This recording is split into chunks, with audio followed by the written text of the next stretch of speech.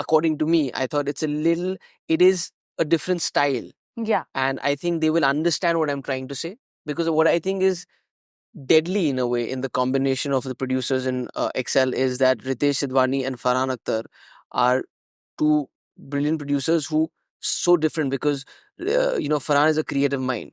He's been a writer, director, actor himself, and Ritesh is a fantastic producer who knows the business in and out. So when you have that combination together, then you know that somebody is looking out for the financial interest of the film so that it's secure, so that it's budgeted right, so that it can kind of make business sense. At the same time, you have another producer who kind of can understand the vision which is put into paper, or when you're talking about certain creative things. When are we seeing you and Soha reuniting As on the actors? professional front? As an actor, now as a director actor?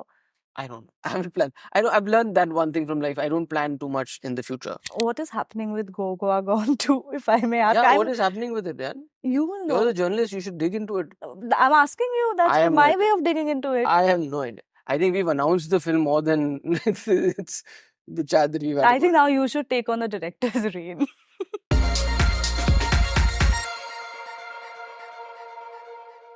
Hi Kunal, welcome to News 18. Thank you. How are you? Very good. Busy, I'm sure you are. Yes, we are in the middle of promotion. So along with the excitement that's within me, I think we're also facing that excitement outside of my inner space. Yeah. Kunal, I remember speaking to you. This was during the second lockdown, where you told me that I'm doing a little bit of script writing, just to figure out what I want to do next. Yes. Were you toying around the idea of direction from back then, or was it even before that? Writing was what I was kind of doing. Okay. I hadn't thought of directing, definitely. See, anyways, it was a thing for me to even write because, inside me, I was like, I don't know. You didn't have courage enough, actually, to kind of go out there and say, hey, listen, I've written a script, read it and tell me what you think. Because you're always dealing with the fact of you're going to be judged. What if it's not good? You don't want to send the wrong message out there saying that, why is this actor writing a script? Why is he trying to be a writer now? I mean, even if they're not saying it, you're second guessing, you're thinking. So that's why at that point, I just wanted to kind of write and see if I was good at telling a story on paper. And maybe at best, like specifically with Madgaon Express, do a part in the film. But it so happened that when people read this material, unanimously, actually, everybody said that, why don't you want to direct it? Because the way you've written it, it seems like you have the vision for it. I didn't know that while writing that because I'm not a trained writer. I just wanted to be very expressive and write it in detail so that the person reading it understands all of it. But I think while doing so, because I have this imaginative mind which is kind of breaking down, I do dialogue in a way where I'm kind of in my head performing all the characters so that the dialogue is of a certain kind. So I think that came through in the script. Then when I was asked this question a couple of times, I took that very seriously. And I was like, hey, there's something that like if somebody is seeing that in me, maybe I should also undersell myself beyond a point. So what I started doing it in those couple of years at that time, the projects that I was acting on, I started paying an extra kind of attention towards everything else besides just being an actor. I started taking interest in when the director was sitting with his AD team planning the next day. What were they talking about? What the production designer was talking about? How much time does it take to kind of build a set? Like genuinely this kind of a set took so much time. And I would ask them, like, when they recce it, did they block it first? And so I was taking an extra initiative in kind of learning those ropes. And when finally it landed with Excel and that question came up again, that why don't you want to direct it? I was like, you know what? I do want to direct it. Let's go do it. While you were writing, I'm sure Madgaon Express wasn't the only script that you came up with. There were other things also, right? But you decided to build Madgaon Express. There were a couple that I kind of have written. It's just that Madgaon Express was also one of the first ones, and it was also it's so easy to relate to me. When they said like even with friends, when I would say, hey, I have this 3-boy film, and it's about this, they wanted to go to Goa and they get on this train, and then, so there's an immediate interest in saying, hey, this sounds fun. Because, like generally when you're... It's relatable. Even having conversations with your friend, comedies, like, humor is something that everybody kind of jams on. Yeah. And because I've gotten so much love for comedies, it was the easiest out of what was there. And I also didn't present much.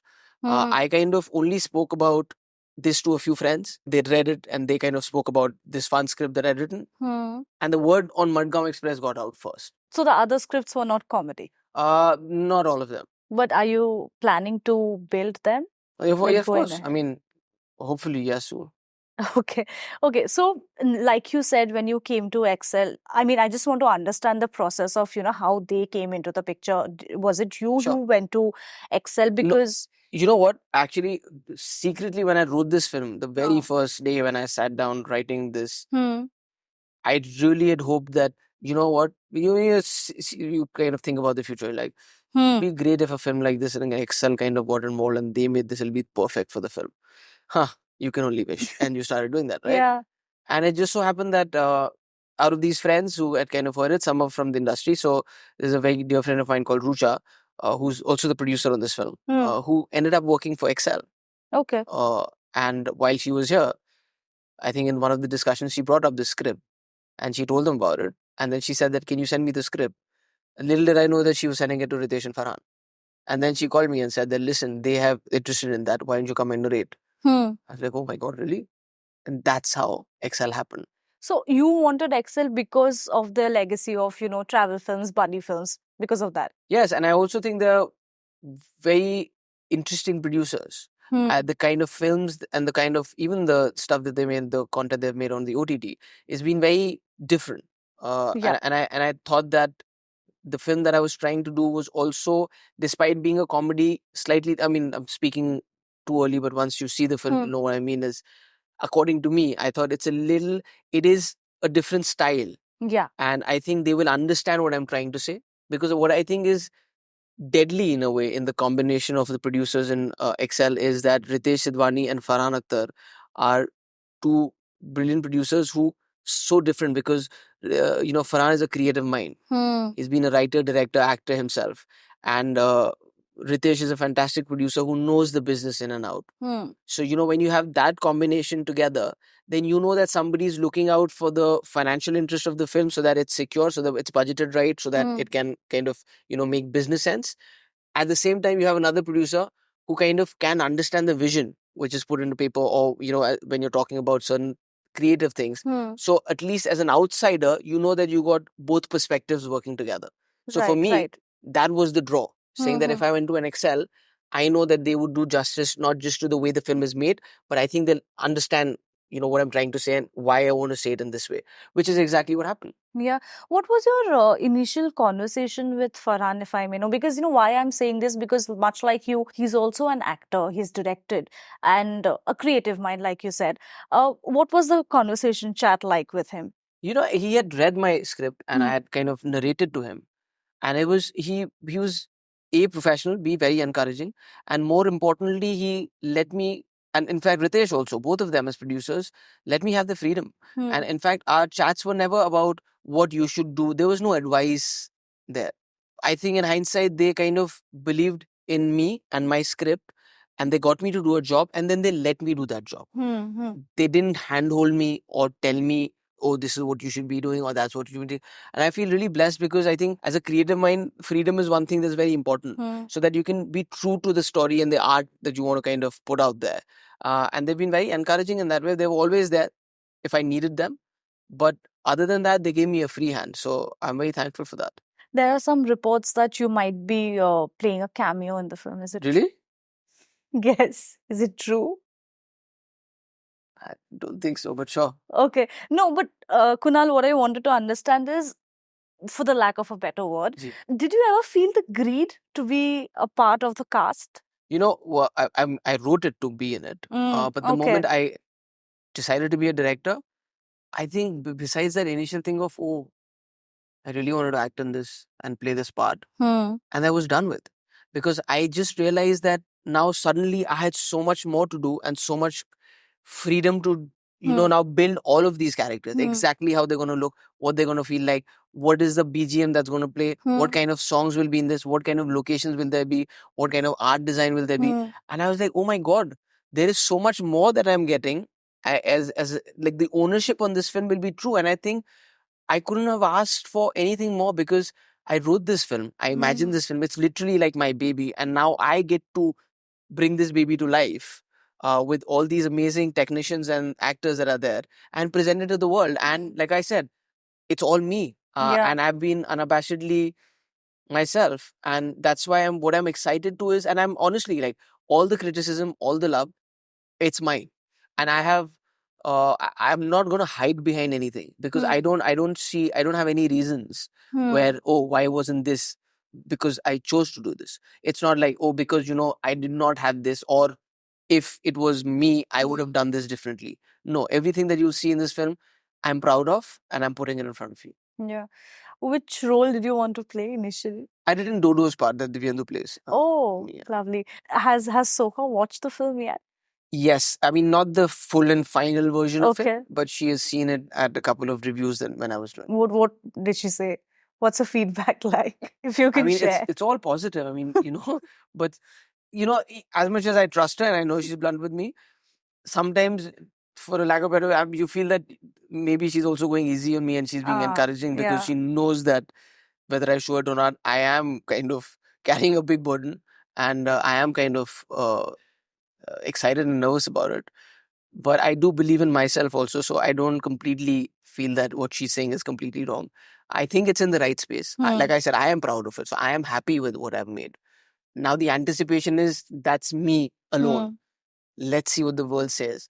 So if the trailers to go by anything, then I feel that I think I'm in the right track, because I think it's gotten a lot of love. It is. And it's added to a lot of encouragement. It's hilarious. Thank you. No, but can she be a harsh critic? She's a very, she chooses the right words and she does it right, in the right way. Where it's not like, वो बोलते ना, भिगा के थप्पड़ नहीं मारती. वो प्यार से बिठा के सलाह के फिर ऐसा पता चलता है कि actually थप्पड़ पड़ रहा है. Okay. Kunal, speaking about your acting journey, of course, there was Loot Case that we saw. There was Popcorn, which I think was just a mad show. But tell me honestly, are you in general happy with the kind of offers coming your way as an actor? It's a yes and no question. See, I feel blessed for everything that comes my way that I end up. See, anyways, I only end up doing what I want to do.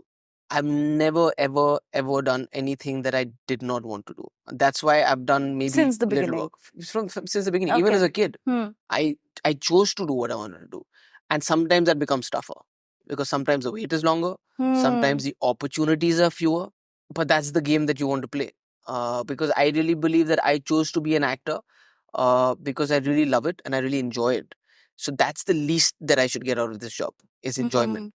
If I'm not happy or I'm not enjoying what I'm doing, then there is no point of me deciding to say that I wanted to be an actor for what.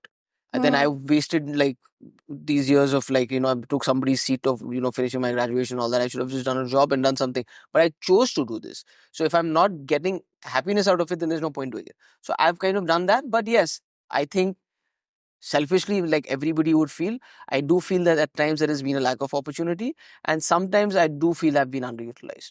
Yeah, but this lull, of course, you're dealing with it in a very matured way. But did it ever take a hit on you? You like questioning you, what am I doing? Things like that. Has it ever happened? Of course, I'm saying on not a regular basis, but at different times in life, of course it happens. Like anybody who goes through an upswing, but that's I think that's a learning curve of your life. It's one thing to say I'm dealing with it in a mature way. Maybe now, because I'm talking in retrospect, I don't know if like when I was going through, it's also internal. Like a lot of people show a physical manifestation of it, and a lot of people internalize it. But I have always believed in talking about it, being aware of it. I think the danger is when you're trying to when you're denying it, right? And that's where the real damage is happening inside and outside. So I've always been vocal about it. I've never shied away from it. And there are times that you go through it. Like I said, there are times when you're working for a year constantly, and you're like, oh my God, I wish I had a day off. And then suddenly for 6 months you're not working, or 8 months you're not working. Or times that you are going to start work on something and for some reason doesn't work out, or the project kind of stalls, or it doesn't happen. So you have to kind of gather yourself and build up. And that's why I've always been vocal about the fact that you have to understand and keep reminding yourself that this is the profession that you've chosen. It's not the life that you've chosen. Very true. The life is besides this also. So as much as attention and passion you're doing for this, please do take out some other time to also invest in the people who are actually going to be around you, that you're going to live with, and the life that you're going to live with, live for a long time, hopefully. So I mean, you achieve your balance, but like I said, life is a learning curve, and life is the best teacher. And if you don't have these ups and downs, then you won't know. Like if you always have happiness, you don't know what it feels to be like sad. Then you don't even know that you're going through happiness. True, true. Only if you're very sad, then you'll know. Oh my God, oh, I'm feeling so happy today. It's great. No, but I'm sure sometimes, this stress or insecurity can tend to, it spill on the family life also, right? I think it's human nature to feel all these emotions, right? I don't think anybody is extremely good or extremely bad. Yeah. It's just how you react to situations in life. And sometimes you can be misunderstood. Sometimes you can, lash out. Sometimes you don't know how to apologize for something that you've done. Sometimes you're so apologetic that you don't know how to stand up for yourself. It's all a part of life. Yeah. Okay, but when are we seeing you and Soha reuniting? As On the actors? professional front. As an actor, now as a director actor. I don't know. I haven't planned. I know I've learned that one thing from life. I don't plan too much in the future. Yeah. I believe in let's think about what we're going to do today and tomorrow. And let's have a broader term of if I live for another 2-3 years, which direction do I want to go? Yeah, but has she ever asked you that now that you're directing, why don't you cast me? No, that conversation hasn't happened. It could be really we'll put you in a spot. Yeah. No. I think we've been a unit for a very long time for a reason that we're very compatible. I don't think we've navigated a lot of stuff in the best ways possible. Right. And what is happening with Go Goa Gone too, if I may ask? Yeah, what is happening with it, man? You will know. You're the journalist, you should dig into it. I'm asking you, that's my way of digging into it. I have no idea. I think we've announced the film more than it's the chat that we've had. I think now you should take on the director's reign.